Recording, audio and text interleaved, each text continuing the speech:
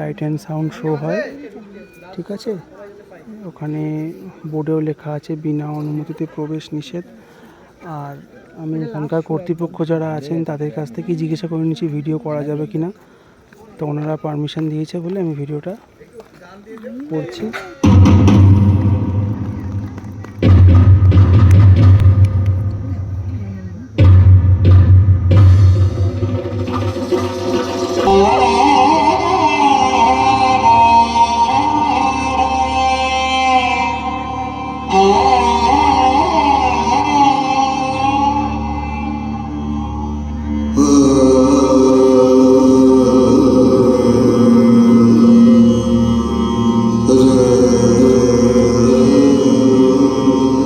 चमन के तख पर शाह गुल का तजम्मुल था,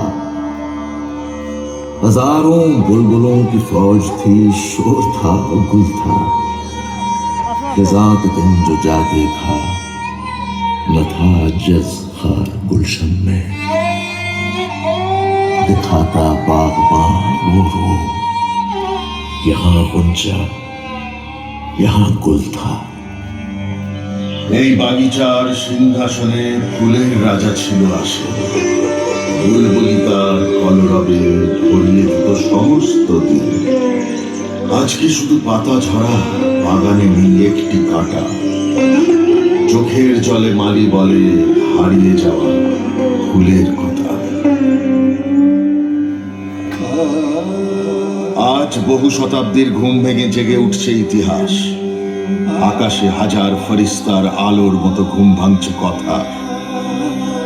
সময়ের পাতায় হারিয়ে যাওয়া মুখ আজ আবার যেন স্পষ্ট হয়ে উঠছে, বলছে শোনাও, শোনাও আমাদের কথা।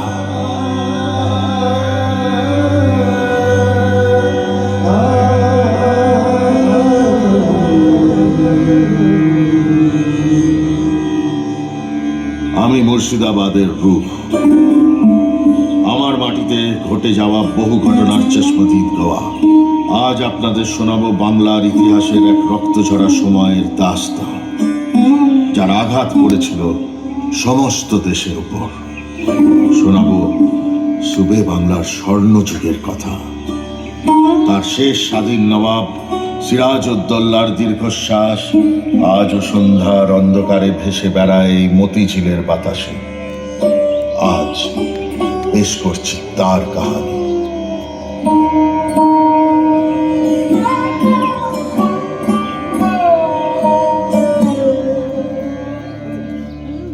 আমাদের এই কাহিনীর শুরুয়াত 1704 সালে, যখন বাংলার দেওয়ান মুর্শিদ কুলি খান ঢাকা থেকে দিওয়ানি উঠিয়ে নিয়ে আসেন ভাগীরথীর তীরে এই শহরে।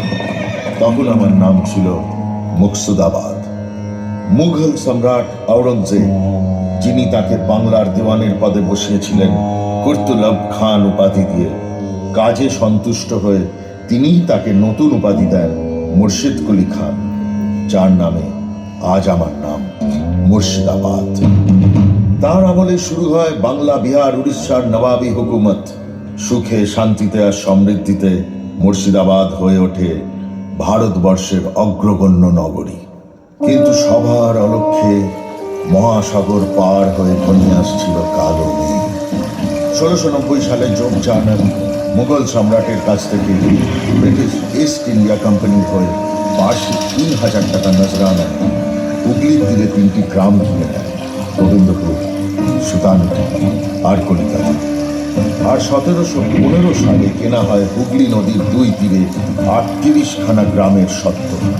ইংরেজ দেশের মাটিতে তার পাকা ঘাঁটি হয় মহাকাল পলাশীর প্রান্তরের দিকে এক পা এগিয়ে গেলেন।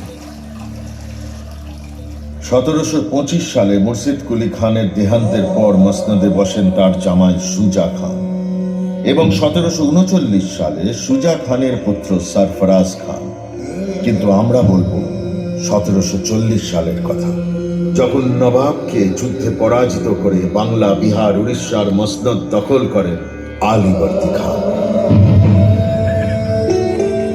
কালের রঙ্গমঞ্চে একে একে প্রবেশ করলেন আমাদের কাহিনীর প্রধান চরিত্ররা। আলীবর্দীর কোনো পুত্র সন্তান ছিল না। তিনি তার 3 মেয়ের বিবাহ দিয়েছিলেন তার বড় ভাই হাজী আহমেদের 3 ছেলের সঙ্গে। নবাবের বড় মেয়ে ঘসেটি বেগম, যার নিকাহ হয়েছিল নওয়াজেশ মোহাম্মদের সঙ্গে। আপনারা হয়তো জানেন না, নওয়াজেশ মোহাম্মদ সৃষ্টি করেছিলেন এই মতিঝিল। ভাগীরথীর শুকিয়ে যাওয়া অংশ থেকে তৈরি হয় এই ঝিল, আর গৌড়ের ধ্বংসস্তূপ নিয়ে এসে তৈরি হয় প্রাসাদ, এক অপূর্ব স্থাপত্য কীর্তি, যা সারা দিন ভরে থাকতো পাখির গান, সারেঙ্গির মূর্ছনা আর নুপুরের ঝঙ্কার। যেখানে থাকতেন নওয়াজেশ আর তার বেগম ঘসেটি। বেগম, এই দেশের বহু জায়গায় আমি ঘুরেছি, কিন্তু মতিঝিলের মতো শান্তি কোথাও পাই না। এই তো আপনারই কীর্তি। একদিন যখন আমরা থাকবো না, তখনও এই মতিঝিল রয়ে যাবে। আর রয়ে যাবে আমাদের নাম। ঘসেটি বেগমের সাধের প্রাসাদ মুর্শিদাবাদের শান, যেখানে ফেরদৌসের আলোর সঙ্গে ধীরে ধীরে মিশছিল হিংসার অন্ধকার। তার কারণ ঘসেটি বেগমের ছোট বোন আমিনা খানুমের বড় ছেলে মির্জা মোহাম্মদ। হ্যাঁ, ইতিহাস যাকে চেনে নবাব সিরাজউদ্দৌলার নামে। সিরাজ ছিলেন তার পিতামহ আলীবর্দী খানের সবচেয়ে প্রিয়। পাটনার দুর্গের দরবারে আলীবর্দী ঘোষণা করেছিলেন, সিরাজ বয়সে নবীন, কিন্তু আল্লাহর মেহরবানিতে ওর হিম্মত আর তাকত কাবিলে তারিফ। সুবে বাংলার জন্য ও প্রাণ দিতে পারে। তাই আমার পরে আমার দৌহিত্র সিরাজই হবে বাংলা, বিহার, উড়িষ্যার মসনদের অধিকারী।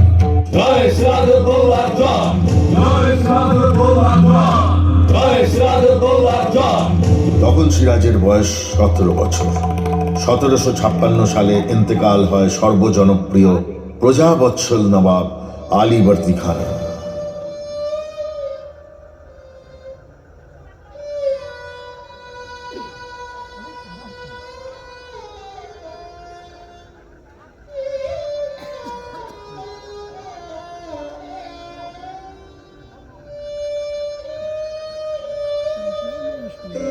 মাত্র 23 বছর বয়সে মসনদে বসলেন সিরাজউদ্দৌলা। এই তরুণ নবাবকে ঘিরে সুবে বাংলায় চলে উঠল অশান্তি আর চক্রান্তের আগুন, যার পুরোভাগে ছিলেন ঘসেটি বেগম। হোসেন কুলি খাঁ ছিল আমার স্বামীর প্রিয় পাত্র। তাকে হত্যা করে সিরাজ যে অন্যায় করেছিল, তার বহুগুণ অন্যায় সে আজ মসনদে বসে করছে। তাই আমি এর প্রতিকার চাই। মীর জাফর সাহেব। বেগম সাহেবা, নবাবকে আমি অনেক বুঝিয়েছি, কিন্তু কোনো ফল হয়নি। উনি আমাদের কথা কানেই তোলেন না। বহু লোককে বেইজ্জত করেছেন। জগৎ শেঠ, আপনি বলুন।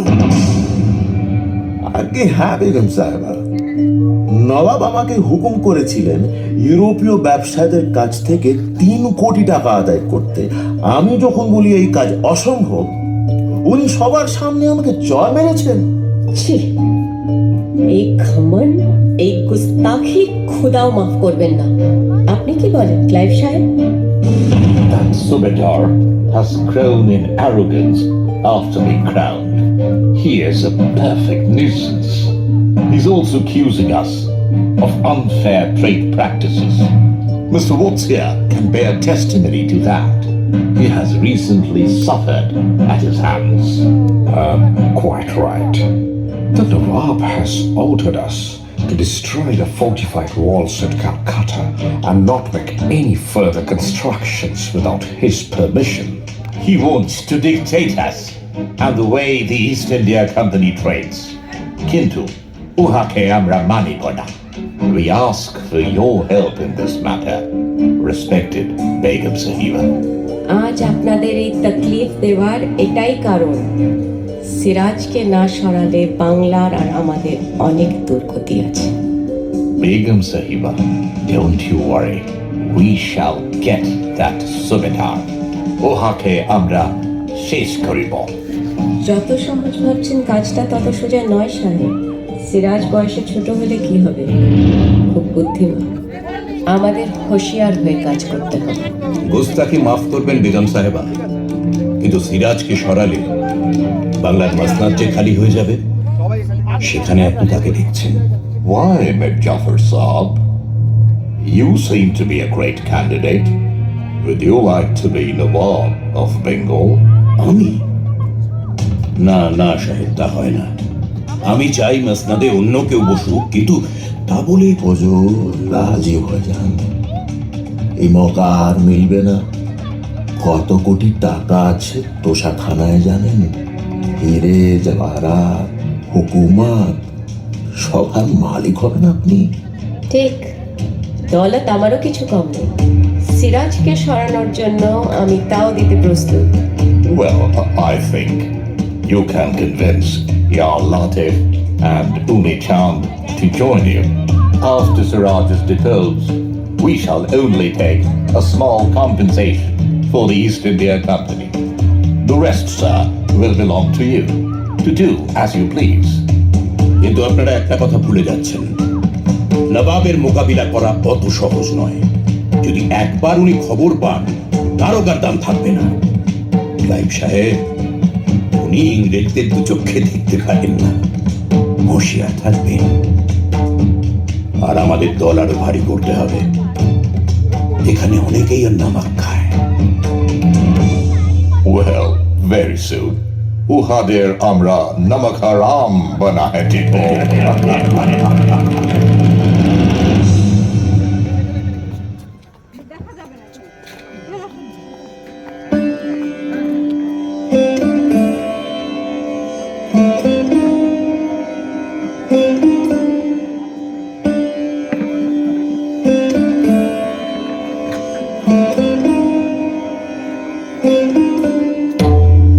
নবাব সিরাজউদ্দৌলার কানে এলো এই ষড়যন্ত্রের কথা। তিনি ঘাসেটি বেগমের প্রাসাদ দখল করে বেগমকে নিয়ে এলেন মুর্শিদাবাদ আর অবরোধ করলেন কাসিম বাজার। ওয়াটস অঙ্গীকারপত্র দিতে বাধ্য হলেন, কিন্তু তা মানা ইংরেজের পক্ষে সম্ভব ছিল না। এই খবর এলো সিরাজের কাছে। বান্দিগি হুজুর। কি খবর মীরমদন? হুজুর, ইংরেজ কাশিম বাজারের চুক্তি মানছে না, নিজেদের মর্জি মাফিক সেনা চালাচ্ছে। কি এত সাহস? এরা বানিয়ার ছদ্মবেশে আমার বাংলাকে কেড়ে নিতে চায়। এবার ওদের একটা চরম শিক্ষা দিতে হবে। মীরমদন, সৈন্য প্রস্তুত করো, আমি কলকাতা আক্রমণ করে গুঁড়িয়ে দিতে চাই। জো হুকুম। 16 জুন 1756 ঝড়ের মতন সিরাজের সৈন্যদল আছড়ে পড়ল কলকাতা। 20 জুন ফোর্ট উইলিয়াম আক্রমণ করল নবাবী সেনা।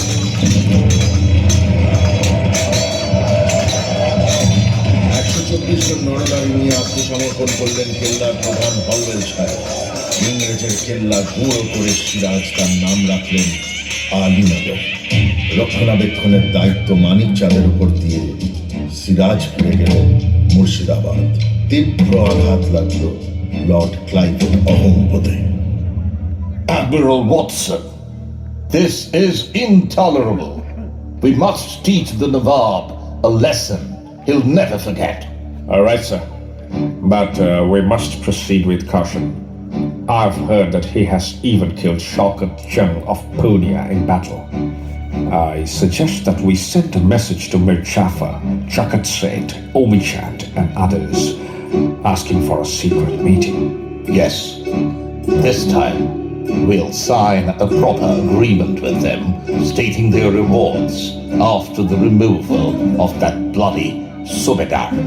As you say, sir. Siraj বুঝতে পেরেছিলেন এই চক্রান্তের কথা। তিনি বন্দী করলেন মানিক চাঁদকে।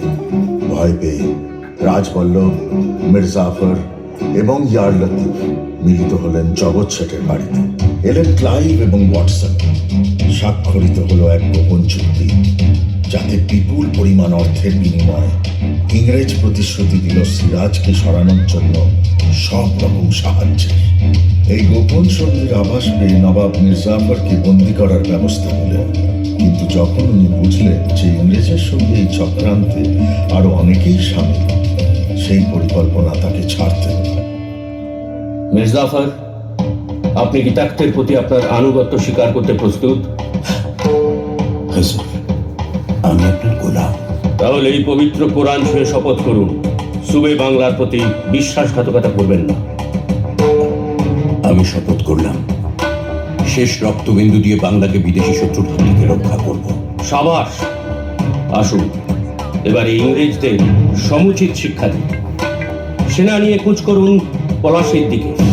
ইনশাল্লাহ জয় আমাদেরই হবে। जो हुकुम हुजूर।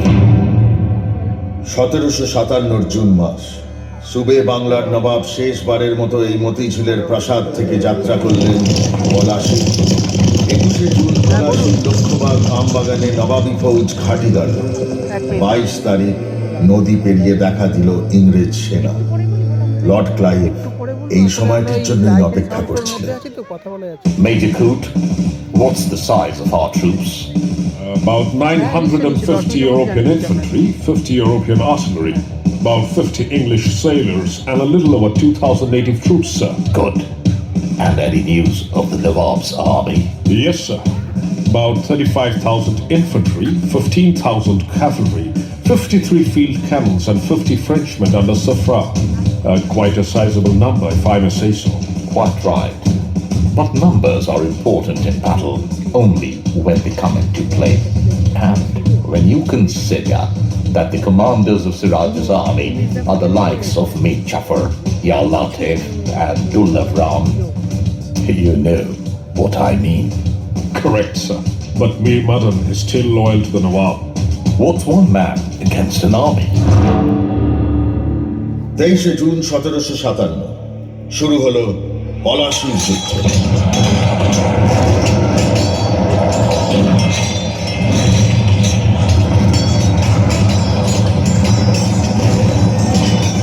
একা মীরমদন আক্রমণ করলেন ইংরেজ সেনা। তার প্রবল পরাক্রমের কাছে পিছু হতে শুরু করলেন ক্লাইভ।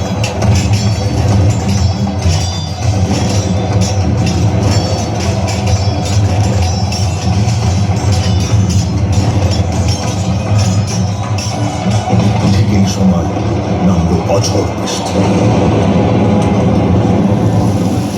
ইতিহাসের কান্নায় ভিজে গেল পলাশীর প্রান্ত। আর সঙ্গে ভিজে গেল সিরাজের সমস্ত গোলাবারুদ। কিন্তু লড়াই ছাড়লেন না মির। বাহাদুর, ইংরেজ ভেবেছে আমাদের গোলাবারুদ খতম মানে আমরাও খতম। আজ ওদেরকে কলেজ সাবিত করবার দিন। তোমরা এক একজন 10 ইংরেজের ওপর ভারী। ভাইও, আজ দেখিয়ে দাও সুবে বাংলার তাকাত। দেশ রক্তবিন্দু নিয়ে লড়াই করো নবাবের জন্য, বাংলার জন্য। আক্রমণ!